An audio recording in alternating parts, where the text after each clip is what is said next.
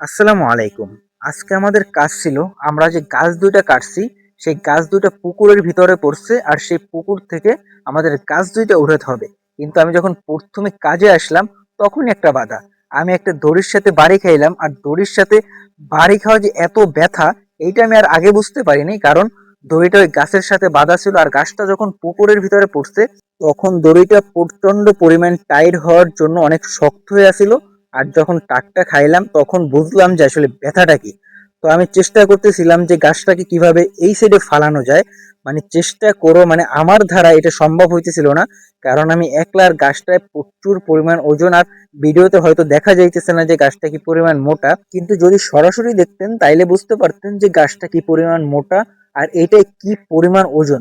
মানে আমি ওই জায়গা থেকে নাড়াইতেছি, আমি একটু নাড়াইতেও পারতেছি না, এত পরিমাণ ওজন। তারপর শাপল দিয়ে আমি খোঁচাখুচি করছি যে কোনোভাবে যদি একটু নাড়াই এই সাইডে ফালানো যায়, কিন্তু না, কোনোভাবেই আসলে কাজ হয় নাই, এত ওজন গাছটা। আমি প্রচন্ড পরিমাণ ট্রাই করছি, তারপর গাছটাকে ওই সাইড থেকে কেটে ফেলতে চাইছি, যে যদি সাইড থেকে কেটে ফেলি তাহলে গাছটা হয়তো নিচে পড়বে। গাছটা যদি নিচে পড়ে যায় তাহলে আমার জন্য ওর ড্যাগাগুলো কাটতে সুবিধা হবে, কারণ ওর উপরে উঠে পানির ভিতরে যে ড্যাগাগুলো ছিল সেই ড্যাগাগুলো আমি কাটবো। কিন্তু আমি কোনোভাবেই আসলে এই গাছটা নিচে ফেলতে পারছিলাম না। তো তারপর আমি ট্রাই করতেছিলাম, কিন্তু আসলে কাজ হয় না। আমি ওই জায়গা থেকে এসে পড়ছি যে আমার দ্বারা আসলে সম্ভব না। পরে আমি চাইলাম যে উপরে থেকে ড্যাগাগুলো কিভাবে কাটা যায়, কিন্তু তাও কাটতে যায় আমি আসলে সেটাও পারতেছিলাম না, কারণ ড্যাগাগুলো উপরে যে ড্যাগাগুলো ছিল ওইগুলো ছিল একদম শুকনা শুকনো ড্যাগা। দা দিয়ে কোনোভাবেই কাটা যাচ্ছিল না। আমি ট্রাই করতেছিলাম, মানে ভেঙে ফেলছিলাম, তারপরও কাটা যাইতেছিল না। কষ্ট করে হয়তো দুই একটা কাটতে পারছি, কিন্তু শেষ পর্যন্ত আর এটা আসলে আমার দ্বারা হয় নাই। আমি কি জোরে জোরে আমি কাটতেছি এটা আপনারা ভিডিওতে দেখতে পাইতেছেন, কিন্তু তারপর আমি শেষ পর্যন্ত আসলে কাটতে পারি নাই। এইগুলো করতে করতে আজকে আমার দিনে আর কোনো কাজই হয় না। তারপর সন্ধ্যা হইলো, চলে গেলাম বন্ধুদের সাথে। আজকে আমার এক বন্ধু ঢাকা থেকে আসছে সামনে কোরবানি, এই জন্য তো তাদের সাথে একটু গল্প করলাম।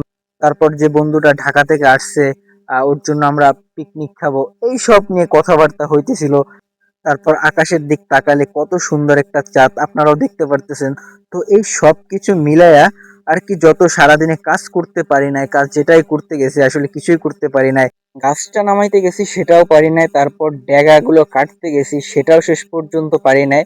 তো এই সন্ধ্যার পরে বন্ধুদের সাথে আড্ডা দিয়ে তারপর এত সুন্দর বাতাস, এত সুন্দর ওয়েদার, আকাশের চাঁদ সবকিছু দেখে আসলে, আর এই যে কাজ করতে পারি না সারাদিনে, যেটাই করতে গেছি কিছুই পারি না, এই দুঃখ কষ্ট আসলে সবকিছু শেষ হয়ে গেছিল। তো আমাদের জন্য সবাই দোয়া করবেন, আপনাদের দোয়া আমাদেরকে রাখবেন। আসসালামু আলাইকুম ওয়া রাহমাতুল্লাহি ওয়া বারাকাতুহু।